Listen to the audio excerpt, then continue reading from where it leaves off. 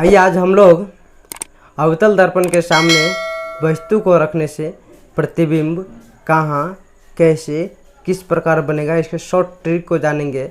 इसके अलावा हम लोग देखेंगे कि अवतल दर्पण में जो वस्तु हो, प्रतिबिंब हो, फोकस बिंदु हो, फोकसांतर हो, इसके जो चिन्ह परिपाटी खींचते हैं ना, वो हम लोग चिन्ह परिपाटी को कैसे दर्शाएंगे, इन सभी के बारे में हम लोग देखेंगे। आइए सबसे पहले हम लोग देखते हैं अवतल दर्पण के सामने वस्तु को रखने से प्रतिबिंब कैसे बनता है। देखिए सबसे पहले हम लोग अवतल दर्पण बना लेंगे। देखिए आप देखिए ये आपका अवतल दर्पण हो गया। इसका कुछ ना कुछ नाम होगा तो आप नाम दे दीजिए।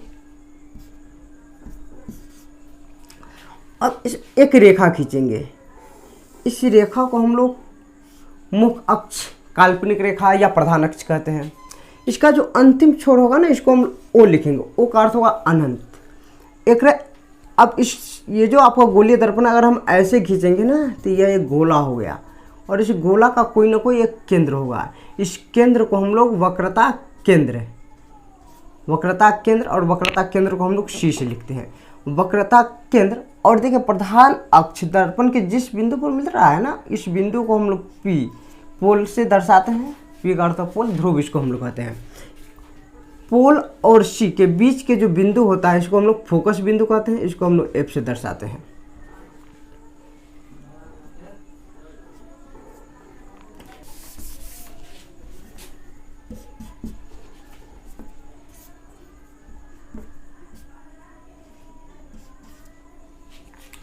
अब देखिए इन सभी में सबसे पहले हम लोग एक जो बिंदु ये देख रहे हैं ना, इस पे हम लोग ध्यान देंगे। अगर वस्तु को हम लोग सी पर रखेंगे ना, मान लीजिए कि जैसे ये वस्तु है, सी पर रखें तो ये कहता, देखिए सी पर रखें वस्तु, तो सबसे पहले हम लोग कोशिश करेंगे कि वस्तु सी पर होना चाहिए और सी पर रख करके हम लोग ध्यान से देखें। अगर वस्तु सी पर है तो प्रतिबिंब भी सी पर ही बनेगा और सी के ठीक नीचे बनेगा, जहाँ उसका पैर है ना। देखिए ये इसका पैर हो गया और ये इसका सर हम लोग समझे, तो पैर के ठीक नीचे यहाँ पे बनेगा। देखिए तो अब हम लोग ये जो सी बिंदु है ना, सी बिंदु को देखें तो सी के आगे ये जो हो गया आपका आगे वाला सिरा हो गया आगे, और ये देखिए ये आपका हो गया पीछे। ये दो बात ध्यान देंगे, आगे और पीछे। ये देखिए ये आगे हो गया, ये पीछे होगा। क्यों? क्योंकि दर्पण की तरफ जा रहा है, तो दर्पण की तरफ जा रहा है तो ये आगे होगा, और दर्पण से इस साइड जा रहा है तो इसको हम लोग क्या कहेंगे, पीछे कहेंगे। तो अगर सी के आगे और सी के पीछे, ये दो बात ध्यान रखिए। अगर सी के वस्तु आगे तो प्रतिबिंब पीछे, अगर वस्तु सी के पीछे तो प्रतिबिंब आगे। तो इससे एक बात निकलता है कि अगर हम वस्तु को आगे रखेंगे तो प्रतिबिंब पीछे बनेगा, और वस्तु को पीछे रखेंगे तो प्रतिबिंब आगे बनेगा। तो यहाँ से ये बात आता है कि अगर आगे रखेंगे तो पीछे बनेगा, पीछे रखेंगे तो आगे बनेगा। तो आगे तो पीछे, पीछे तो आगे। तो आप देखिए यहाँ से अगर हम लोग पीछे रखेंगे, मान लेते हैं इसमें कहीं वस्तु रखेंगे, तो हम लोग यहाँ रख सकते हैं, पीछे यहाँ रख सकते हैं, आगे कहाँ रख सकते हैं, यहाँ रख सकते हैं, यहाँ रख सकते हैं और यहाँ रख सकते हैं। ये आगे 3 जगह और पीछे 2 जगह। अब देखिए अगर जब हम पीछे वस्तु रखेंगे तो ध्यान दीजिए, अगर हम लोग पीछे वस्तु रखेंगे तो प्रतिबिंब आगे बनेगा। तो आगे कहाँ बनेगा, तो ओपी है ना, ओपी के नीचे एक जगह छोड़ करके, आप देख रहे हैं ना, एफ और पी इस बिंदु को छोड़ करके, बाकी बात इस दोनों पे हम लोग देखेंगे।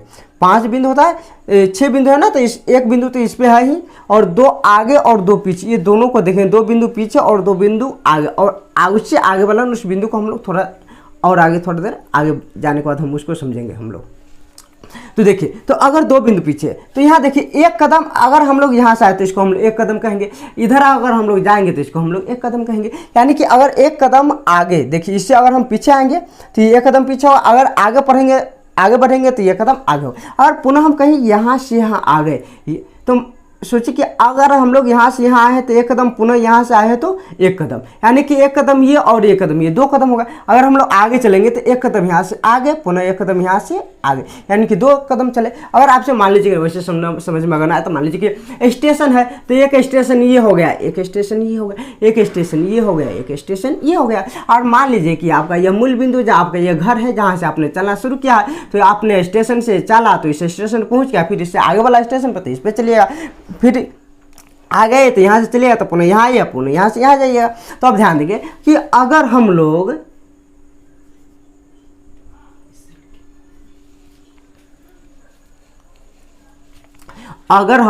ओ है नहीं ये, अगर हम लोग अनंत से आएंगे, देखिए ये अनंत है तो सी पर तो हम लोग समझ गए। अगर हम लोग अनंत से आएंगे, कहाँ से आएंगे बुआ? अनंत से आएंगे। अगर हम लोग अनंत से आएंगे तो अनंत से जैसे ही आएगा ना, मान लीजिए आप ये आपका अनंत बिंदु है, तो यहाँ से आए, ये अनंत से आ रहा है, इधर से आएगा, ये आ रहा है आपका अनंत से, ऐसा है। तो आप जानते हैं कि अगर अनंत से कोई किरण आती है तो दर्पण और पड़ने के बाद, टकराने के बाद कहाँ से गुजरती है? से। तो देखिए दर्पण से टकराने के बाद जहाँ से गुजरा वहीं क्या हुआ? वस्तु का प्रतिबिंब बन गया। अब इसके आगे देख लीजिए, अब एक कदम इससे हम थोड़ा सा आगे यहाँ बढ़ेंगे, एक कदम आगे बढ़ेंगे। जैसे एक कदम आगे बढ़ेंगे तो वस्तु को यहाँ पर रहना चाहिए। तो यहाँ से जिसे हम लोग रखेंगे, यहाँ से किरण गुजारेंगे तो यही परावर्तन के बाद कहाँ से गुजरेगा? एफ से ही गुजरेगा। तब देखिए, तो अब इसके आगे देख लीजिए कि जब हम अनंत से लाए तो एफ से गुजरा, और उसके बाद जब हम अनंत और सी के बीच फिर भी वो एफ से गुजरा, लेकिन अनंत हमको कोई सीमा नहीं था, इसलिए हम लोग एफ से गुजरा, हम लोग जान गए क्या एफ से बनेगा। लेकिन यहाँ जो कह रहा है वो अनंत और सी, तो यह कोई बिंदु हो गया ना, और इस बिंदु से जैसे हम लोग आगे बढ़ेंगे तो इससे कितने कदम आगे बढ़े हैं? एक कदम आगे। तो अब जैसे हम इससे एक कदम आगे बढ़े ना, तो अब इससे हम लोग पीछे की ओर आएंगे। तो इस बिंदु में कट रहा था, तो इसका अर्थ ये होगा कि इससे पीछे आएंगे तो यहाँ पे प्रतिबिंब क्या होना चाहिए? और वस्तु यहाँ पे है तो प्रतिबिंब कहाँ बनेगा? यहाँ। यानी वस्तु ओ और सी के बीच में है, इसके बीच में है, तो प्रतिबिंब कहाँ बनेगा? सी और एफ के बीच में, यहाँ बनेगा, इसके बीच में बनेगा। अब देखिए, अब इसके आगे कौन बिंदु है? सी बिंदु है। तो सी बिंदु पर हम लोग एक कदम आगे बढ़े, तो अब इससे भी तो एक कदम पीछे की ओर आएगा ना, तो एक कदम इससे पीछे की ओर है। ये देखिए, ये यहाँ एक कदम ये आगे बढ़ा है, तो ये बेचारा क्या हो, एक कदम पीछे बना। तो आप देखिए, यहाँ देखिए, जब हम यहाँ से यहाँ आए और तो यहाँ पे जब हम वस्तु को रखे तो पुनः ये टकराने के बाद क्या इधर क्या दूसरी रेखा जब हम खींचेंगे ना, तो यहीं पे आकर क्या हुआ? प्रतिबिंब बन जाए। तो इससे क्या साबित होता है कि अगर हम अनंत को छोड़ दें, अनंत तो कोई सीमा ही नहीं होता, अनंत से आएगा तो एफ से बनेगा। अनंत के बाद जैसे एक कदम आगे बढ़ेंगे तो एफ के बाद पुनः एक कदम पीछे आकर के, यानी कि सी और एफ के बीच में प्रतिबिंब बनेगा। और इसे पुनः हम एक कदम आगे बढ़ेंगे, सी पर रखेंगे तो प्रतिबिंब कहाँ बनेगा? सी के ठीक नीचे बनेगा। तो इस प्रकार हम लोग वस्तु को समझ सकते हैं कि कैसे कैसे हम थोड़ा सा आगे बढ़ेंगे तो कैसे कैसे प्रतिबिंब क्या होगा? पीछे की ओर आएगा। तो ये आपका हो गया अवतल दर्पण में प्रतिबिंब का बनना। अब हो गया ये आपका हम लोग समझ गए। अब इसके आगे हम लोग देखिए पढ़ेंगे कि जो चिन्ह होते हैं ना, जो वस्तु की दूरी होती है, प्रतिबिंब की दूरी होती है, फोकस दूरी होती है, इन सभी को किस चिन्ह से हम लोग लिख सकते हैं? किसको हम लोग धनात्मक में लिख सकते हैं और किसको हम लोग ऋणात्मक में लिख सकते हैं। आइए हम लोग समझें कि ऋणात्मक और धनात्मक कैसे पहचानेंगे। देखिए चिन्ह पर पाठ में सबसे पहले हम अवतल दर्पण बनाएंगे। अवतल दर्पण का देख लीजिए, ये नाम दे दीजिए आपका, ये मैंने अवतल दर्पण हो गया। इसमें एक रेखा, काल्पनिक रेखा खींचेंगे। देखिए आप ये काल्पनिक रेखा खींचिए, ये काल्पनिक रेखा हो गया। यहाँ देखिए इस बिंदु को हम लोग पी कहते हैं, हम सब जानते हैं कि पी होगा। इसको हम लोग मूल बिंदु भी कहते हैं। अब यहाँ से देख लीजिए, ये आपका अनंत हो गया, इधर भी आप अनंत से लिख सकते हैं। ये आपका सी हो गया, ये आपका एफ हो गया, ये आपका एफ हो गया, ये आपका सी हो गया। तो हम लोग देखेंगे कि कब चिन्ह धनात्मक होता है और कब ऋणात्मक होता है। और एक बात ध्यान रखिएगा कि जैसे ही कहे कि चिन्ह धनात्मक और ऋणात्मक, तो आपतित किरण की दिशा, ये सबसे पहले आपको मालूम होना चाहिए। आपतित किरण का अर्थ होता है कि प्रकाश की जो किरण है ना, वो किस दिशा से आ रही है। इसके बाद वस्तु और प्रतिबिंब, वस्तु कहाँ है और प्रतिबिंब कहाँ बना है, ये दो बात है। और फोकस बिंदु के अलावा जो वक्रता केंद्र है, वक्रता त्रिज्या है, फोकसांतर जो होते हैं, ये सभी एक रेखा पे निश्चित होते हैं। अब यहाँ ध्यान दीजिए, अब मान लेते हैं कि अगर ऐसे हम लिख दिए, ये लिख दिए, तो इसको हम लोग कहेंगे कि कोई वस्तु है। क्या कहेंगे? कोई वस्तु है। अब इस वस्तु है तो वस्तु का कोई ना कोई नाम होगा, तो आप इसका नाम लिख लीजिए, एक्स और वाई। ये इसी प्रकार हम लोग नीचे भी लिख सकते हैं, ऐसे लिख सकते हैं आप। तो नीचे जो बनेगा वस्तु का, जो वस्तु होता है ना, वस्तु का प्रतिबिंब होता है, तो इसका भी आप नाम दे सकते हैं। तो यहाँ एक्स वाई लिखे तो ABCD का आप कोई भी अक्षर लिख सकते हैं। तो आपको आप ये लिख दीजिए, ए और बी लिख दीजिए, तो इसको ए और कर दीजिए। इसी प्रकार अगर हम लोग दर्पण के पीछे आएंगे तो दर्पण के पीछे भी हम लोग ऐसे ऊपर लिख सकते हैं। इसका भी कोई नाम होगा तो इसका भी आप नाम दे दीजिए। इसको AB लिखे तो C और D लिख लीजिए। हो सकता है कि हमारी इच्छा को नहीं सर हम इधर भी हम पीछे की ओर खींचे, तो आप पीछे की ओर भी खींच सकते हैं, तो इसका भी आप नाम लिख लीजिए। तो इसका ई और एफ लिख लीजिए, एफ लिखा है तो आप ई जी लिख लीजिए या जी एच लिख लीजिए, ठीक है, जी एच लिख सकते हैं, ये लिख लीजिए। तो अब यहाँ से हम लोग देखेंगे कि कितने रेखा, कितने जो वस्तु है और कितने जो प्रतिबिंब बना है ना, कितने ऊपर है और कितने नीचे है। दो बात ध्यान दीजिए, ऊपर कितने नीचे कितने, तो ऊपर दो नीचे दो, तो ऊपर वाला जितने होंगे ना अगर उसको हम मापेंगे, ऊपर वाले की जो दूरी होगा ना उस दूरी को मापेंगे, उसको हम लोग ऊंचाई कहेंगे, दूरी नहीं कहेंगे, उसको ऊंचाई कहेंगे। अगर उस ऊंचाई को हम लोग मापेंगे ना, ऊपर की ऊंचाई या नीचे की गहराई, ऊपर की ऊंचाई या नीचे की गहराई, तो अगर ऊपर की ऊंचाई हम लोग मापेंगे तो ऊंचाई पर चढ़ने में हमको अधिक बल लगाना पड़ता है ना। तो अधिक बल लगाने के लिए क्या करना पड़ेगा, अधिक हम लोग खाना खाना पड़ेगा। तो अधिक खाना खाने के लिए हमको क्या चाहिए, पैसा चाहिए, तो पैसा आना पड़ेगा। तो पैसा हमको चाहेगा तो रहेगा तभी ना। तो इसके लिए हम उसको क्या करते हैं कि जब हम लोग अधिक पैसा रहेगा तो हम लोग धनवान रहेंगे, प्लस वाला रहेंगे। तो हम लोग प्लस लिखेंगे, जो ऊपर खड़ा रहेगा उसको क्या लिखेंगे, प्लस लिखेंगे। तो ये देखिए ये रेखा खड़ा है, ये रेखा खड़ा है, तो कोई भी रेखा अगर ऊपर की ओर खड़ा हो, यानी कि रेखा कहे तो वस्तु, और कोई भी वस्तु अगर ऊपर की ओर खड़ा है तो इसको हम लोग प्लस में लिखेंगे। किस में लिखेंगे, प्लस में लिखेंगे। तो ऊपर जितने भी वस्तु रहे, वस्तु की ऊंचाई को हम लोग किस में दर्शाएंगे, प्लस में। और नीचे देखिए, नीचे जैसे हम लोग नीचे आएंगे ना तो नीचे की दूरी को हम लोग, नीचे की दूरी नहीं बल्कि नीचे की जो गहराई होती है, इस गहराई को हम लोग किस में दर्शाएंगे, माइनस में, यानी ऋणात्मक में। तो अब ये दो बात आपको समझ में आ गया होगा कि अगर ऊपर है तो उसको हम क्या चीज़ में दर्शाएंगे, अगर वही नीचे है तो इसको हम लोग क्या चीज़ में दर्शाएंगे। अगर ऊपर है प्लस, नीचे है तो माइनस, ये दो बात आपको समझ, ऊपर रहे तो प्लस, नीचे रहे तो माइनस। अब देखिए, अब हम लोग दूरी को मापेंगे। तो दूरी मापने के लिए हम लोग कहीं भी दूरी मापना हो ना तो इस बिंदु यानी P से मापना चालू करते हैं, और P के आगे भी चलेंगे और P के पीछे भी चलेंगे। तो P के आगे इस बिंदु से हम लोग आगे इधर की ओर चलेंगे, ये कहलाएगा आपका आगे, और पीछे इधर की ओर चलेंगे, ये आपका कहलाएगा, देखिए आपका ये जो हो गया ना, ये आपका पीछे, दर्पण के पीछे ना, इधर हम देख नहीं कुछ पा रहे थे, ये आपका पीछे हो गया, तो ये आपका हो गया पीछे। ये देखिए ये इधर की ओर, तो इसको हम लोग लिखेंगे आगे। तो अब देखिए आगे और पीछे थोड़ा सा ध्यान दे दीजिए आप लोग। तो आगे आएंगे इस दिशा में, तो अगर हम इधर की ओर आएंगे तो ये रेखा हम लोग ऐसे दूरी को मापना चालू करेंगे, इधर जाएंगे तो हम लोग ऐसे दूरी मापना चालू करेंगे। तो अब ये आपका परावर्तक सतह इस साइड से है और इधर से आपका कलर किया हुआ है। तो जरा सोचिए कि अगर आप एक आईना लाते हैं तो आईना को पीछे से अपना चेहरा देखते हैं या आगे से देखते हैं, तो हम लोग कहेंगे आगे से देखते हैं। तो यहाँ जब हम किरण को गुजारेंगे ना, वस्तु को रखेंगे ना, तो आगे से ही रखेंगे ना। तो अब वस्तु को यहाँ रखें और इस वस्तु को हम क्या करेंगे, जब वस्तु रख देते हैं इधर से किरण को गुजारेंगे, ऐसे किरण, ये किरण आ रहा है, ये किरण जा रहा है, इधर की ओर आ रहा है, जा रहा है। तो अब देखिए, तो ये जो किरण आ रहा है ना, तो इस किरण को आने वाली किरण किधर से आ रहा है, तो इसको हम लोग आपतित किरण की दिशा कहेंगे। क्या कहेंगे, आपतित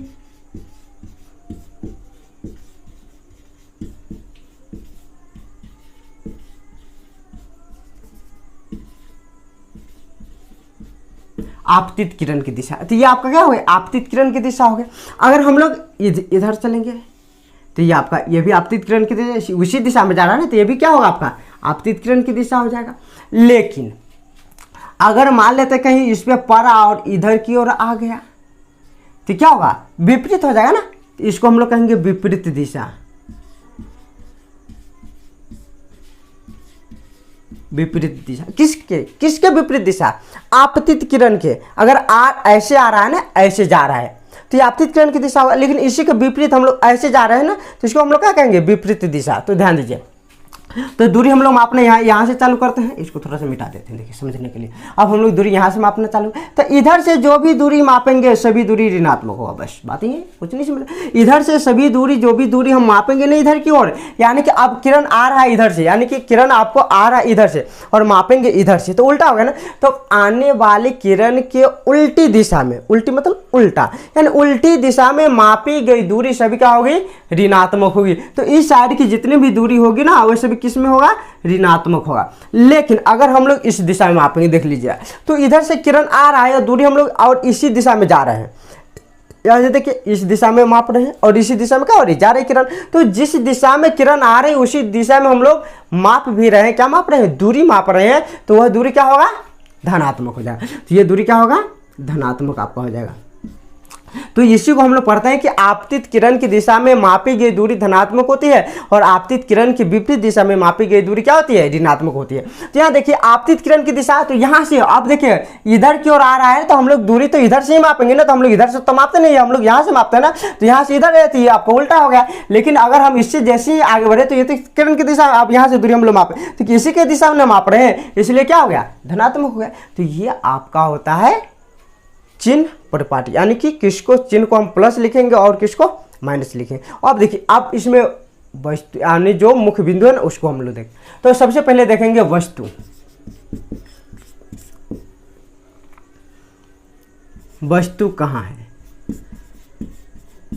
तो आप सोचिए जरा, दिमाग लगाइए कि वस्तु हम लोग दर्पण के आगे रखेंगे और दर्पण की क्या रहेगा, सीधा रहेगा। तो सभी देखिए वस्तु ऊपर रहेगा ना, तो सभी क्या होगा, धनात्मक हो जाएगा। तो वस्तु कहीं भी रहे, अगर दर्पण के आगे ही रहेगा, कहीं भी रहे तो दर्पण क्या है, कहीं यहाँ रहे 6 बिंदु में से कहीं भी रहे तो सभी दूरी क्या होगा, धनात्मक होगा। उसके बाद प्रतिबिंब, अगर जरा सोचिए कि प्रतिबिंब जो बनेगा कहाँ बनेगा, नीचे बनेगा, लेकिन एक जगह क्या होगा, ऊपर बनता है, एक जगह क्या होता है, यहाँ पे आकर के ऊपर बनता है ना। तो यहाँ देखिए, तो प्रतिबिंब अगर नीचे बनेगा, क्या बनेगा, प्रतिबिंब नीचे, प्रतिबिंब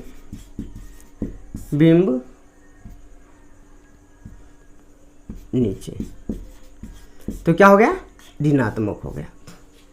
अब देखिए अगर कहीं दर्पण के पीछे चला गया और सीधा बन गया, ये सीधा बन गया ना, तो ये जो प्रतिबिंब की यहाँ जो प्रतिबिंब की ऊंचाई होगा ना, यहाँ पे प्रतिबिंब की ऊंचाई, तो ये आपका क्या हो जाएगा, प्रतिबिंब की ऊंचाई क्या होगा, धनात्मक हो जाएगा। लेकिन अब इसी में नीचे जो बन जाएगा तो क्या हो जाएगा, ऋणात्मक। तो यहाँ पे बनता नहीं है, जो बनता है ये ऊपर ही बनता है। तो प्रतिबिंब नीचे बनेगा तो क्या है, यहाँ पे नीचे कहने का अर्थ है इस साइड में। अब हम लोग देखिए जरा, यहाँ ध्यान दीजिए। अब हम लोग